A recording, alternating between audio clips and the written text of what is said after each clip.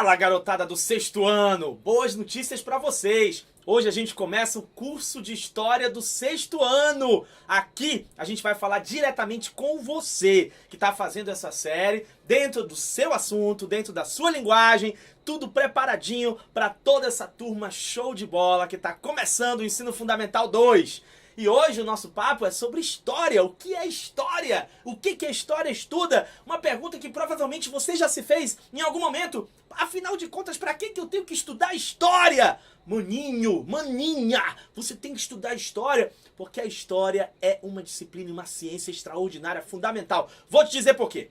Vou te fazer uma pergunta. Você já reparou como as coisas mudam com o passar do tempo? Você já reparou nas fotos antigas do seu pai, da sua mãe, do seu avô, da sua avó, da sua família e nas fotos atuais? Você já reparou como é que as pessoas se vestiam antes? Como é que elas se vestem hoje? Pior, você já viu como é que uma criança, como é que um pré-adolescente, como é que alguém da sua idade se vestia há algumas décadas atrás? E como é que você pode se vestir hoje? Tudo muda, mano. O tempo vai fazendo com que as coisas cada vez mais passem por um processo de transformação. As coisas estão sempre mudando. E a história estuda o quê? A história vai estudar isso.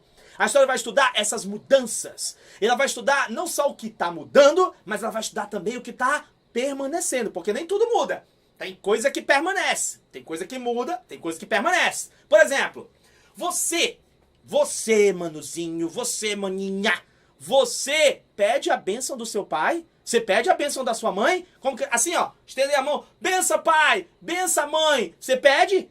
Mas você já viu o seu tio, seu pai, sua mãe pedindo a bênção do seu avô, da sua avó? Ou a outra geração mais antiga, você já viu? Por que isso acontece? Por que você não pede? E eles pedem? Manuzinho, isso é um costume, isso é uma prática que existia antes e com o passar do tempo foi se perdendo nas famílias, mano. Tem família que guarda, tem família que mantém isso, tem família que não mantém mais. E aí, por isso, algumas famílias permanecem fazendo, outras famílias não fazem. Então tem coisa que muda e tem coisa que fica. Por exemplo, você já brincou de amarelinha? Você sabe brincar de amarelinha? Sabe ou não sabe? Tem gente que não sabe, mas se você falar amarelinha, todo mundo sabe o que é amarelinha. Aquele jogo que você vai ficar pulando, faz os quadradinhos, ficar pulando ali, tá. Essa brincadeira, mano, é velha, é muito velha, mas ela continua aí até hoje. Tem muita criançada que ainda brinca. Agora tem brincadeira que é antiga, que a criançada já não lembra mais. Por exemplo, você sabe o que é um Gemerson? Hã? Você sabe o que é um garrafão? Ou você já brincou de garrafão de rua? Ou melhor, você sabe o que é barra-bandeira? Ou melhor, você sabe o que é cemitério? Queimada? Professor, eu sei todas essas. Eu brinco de todas elas. Show de bola. Então você tá mantendo um monte de brincadeira legal, mano. Mas, professor, eu não sei que brincadeiras são essas, não. Nunca ouvi falar na vida. Manozinho, então agora você não tá mais brincando de coisas antigas. Você tá brincando de outras coisas diferentes. Então a história vai estudar isso. A história estuda o que mudou e o que ficou. O que mudou e o que permaneceu. Por isso a gente pode dizer que a história é o estudo dos homens no tempo. É uma boa definição para você aprender o que é história. O estudo dos homens no tempo. Aí você pergunta, mas professor, como é que o historiador faz para descobrir o passado? O que aconteceu lá no passado? Já faz tanto tempo, o pessoal já morreu. Como é que o historiador faz para conseguir isso? Meu amigo, o historiador, ele é que nem um detetive. O historiador e o arqueólogo. Por isso que eu tô aqui, ó, de Indiana Jones, né? Porque Indiana Jones é o cara, mano. É ele que vai atrás dos artefatos e tal, pra levantar as culturas ali do passado. Mas o arqueólogo, o historiador, eles trabalham com fontes. Eles trabalham com fontes. E que fontes são essas? São as pistas. As pistas que foram deixadas pelo povo que viveu lá atrás, mano. Porque tudo que a gente faz nessa terra, a passagem da gente por essa terra, deixa pistas, deixa vestígios. Por isso que a gente fala que o historiador, ele é que nem um detetive. Você já assistiu aquela série CSI? Tem CSI Miami, tem CSI, um monte de coisa. E a principal delas, a CSI principal mesmo, show de bola, cada episódio, os caras chegavam lá na cena do crime, e aí pegavam uma coisinha aqui, uma coisinha ali, às vezes por um detalhe, por um objeto, por uma coisinha, e já chegavam no criminoso. Você já leu, por exemplo, as aventuras do Sherlock Holmes? Já assistiu os filmes do Sherlock Holmes? Né? Muitas vezes o Sherlock Holmes pegava também só um detalhezinho e por aquele detalhezinho ele já descobria quem era o assassino. né? Tem uma das histórias do Sherlock Holmes muito legal pra você, olha, só pra te estimular pra você ler também.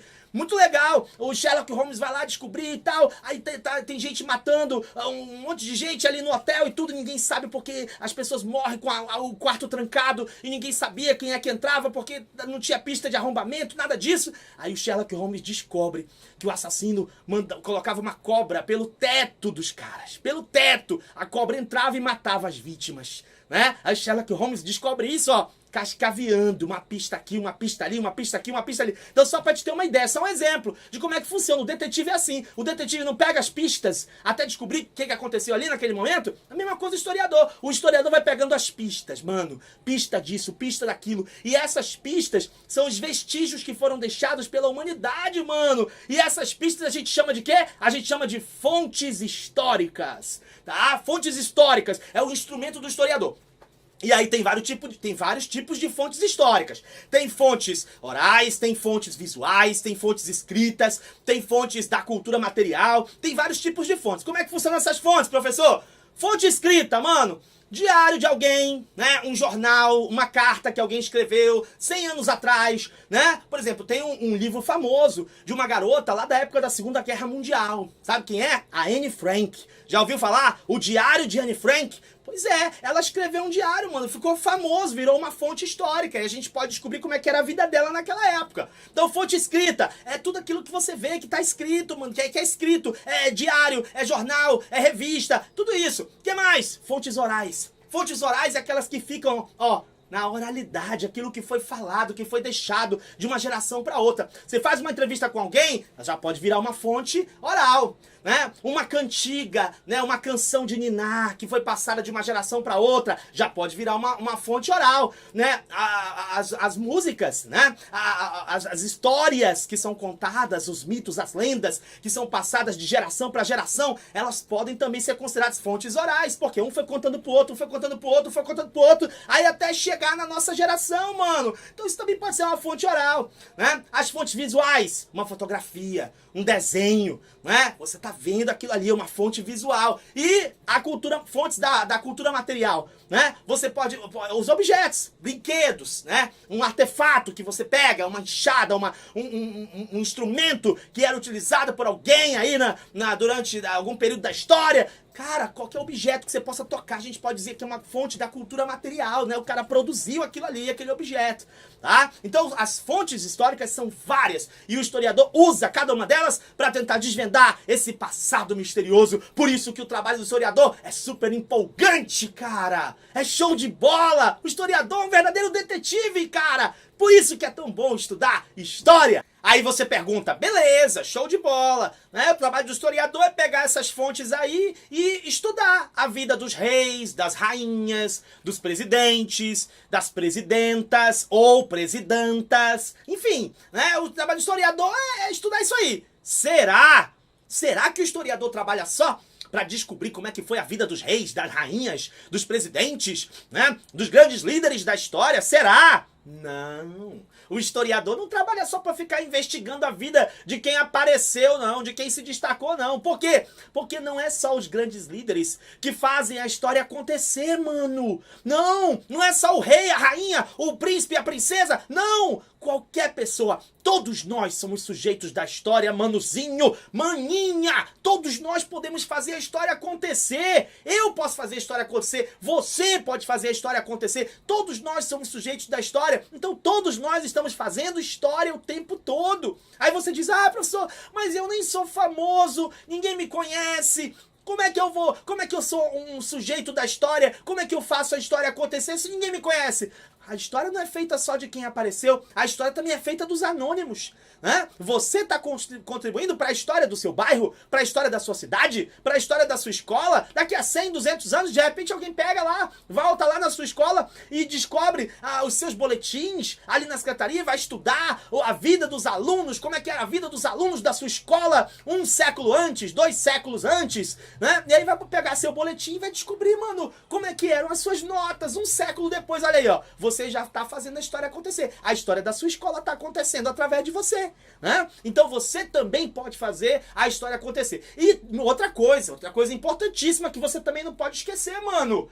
Quando você olha os grandes feitos, né? As grandes construções, por exemplo, você olha as pirâmides lá no Egito, né? Mano, quem é que construiu aquelas pirâmides? Foi o faraó? Foi? Foi o faraó que foi lá, né? Construir aquela pirâmide, levou 10, 15, 20 anos pra construir aquilo ali? Não, mano. Quem construiu aquelas pirâmides ali foi aquela mão de obra todinha daqueles camponeses, aquele pessoal todinho que era explorado pelo faraó naquela época. E foi essa turma que levantou a pirâmide, foi essa turma que fez as coisas acontecerem. Ninguém sabe o nome deles, né? Ninguém sabe o nome deles, mas eles fizeram a história acontecer. Tá lá a pirâmide até hoje, uma obra que eles trabalharam pra fazer acontecer. Então você também é um sujeito da história, eu também sou um sujeito da história, todos nós fazemos a história acontecer, beleza? Beleza, professor, show de bola, aprendi o que é história, o que a história estuda, quais são as fontes históricas, o que é uma fonte histórica, qual é o trabalho do historiador, show de bola, beleza. O que mais que eu tenho que saber na introdução à história? Você tem que saber também qual é a relação da história com a antropologia, o que a antropologia estuda,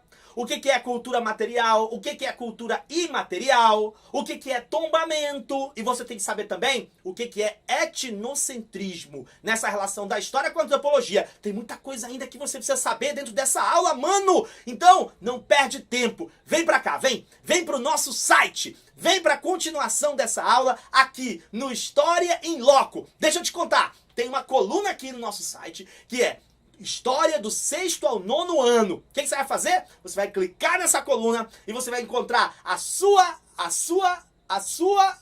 o seu lugar, manozinho, o lugar da sua série, 6º ano, mano. Você vai lá, clica 6º ano. Aí lá no 6º ano, você vai encontrar os assuntos do 6º ano e a continuação dessa aula. Mano, você não pode perder, você não pode ficar de fora dessa. Vem pra cá, vem! www.historiaemloco.com.br, o site que vai fazer você acertar tudo nas suas provas. Vem pra cá, 6º ano! Até a próxima, tchau!